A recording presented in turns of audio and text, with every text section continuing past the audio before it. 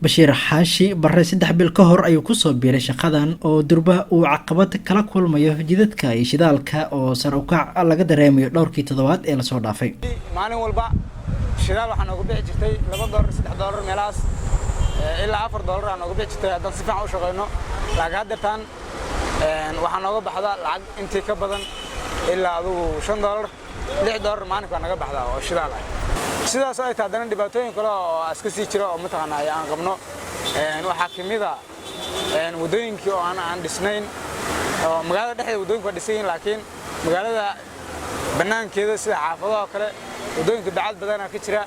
qiimo kororkaas ku yimid shidaalka inta badan saameyn kuma yeelan dadka rakaabka ah sida uu mar kale inoo sheegayo Bashiir Xaashi. lacagtii aan shaqeyn jirnay lacag ka badan ma shaqeyno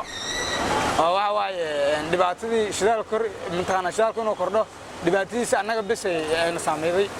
oo dadka shacabka ma saameyn. Isbeddelkan ku yimid shidaalka waxa uu sababta ah waxa inooga waramaya Cabdiqani Maxamuud oo ka tirsan mid ka mid ah shirkadaha iibiya shidaalka. waxaa jira oo shidaalka aad lagu soo weynayaa cashuuro fara badan oo lagu soo rogay oo wadamadii laga soo qaadi jiray dabcan inta badan Dubai iyo Carabta wadamada ma ka soo qaadan jirnay waxa lagu soo rogay cashuuro fara badan marka dabcan dawladda kasta waxay leedahay policy iyo procedures ay u marto tarifiska iyo cashuuraha ay saarayso marka kuwaas unba dabcan saameyn ku yeeshay inuu kaco waxaan siin jiray markayga hore adiga litirkii wuxuu ku fadhiyay baasinka oo kale 0.5 buu ka soo kacay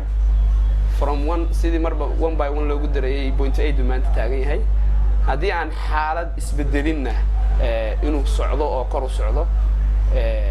waa la filayaa haddii aan wax isbedelin bilooyin ka hor qiimaha shidaalka ayaa gaaray halkii ugu hooseeyay tan iyo markii uu dunida ka dilaacay COVID-19 balse hadda waxa uu u muuqanaya mid isbedelaya qiimihiisa lamana oga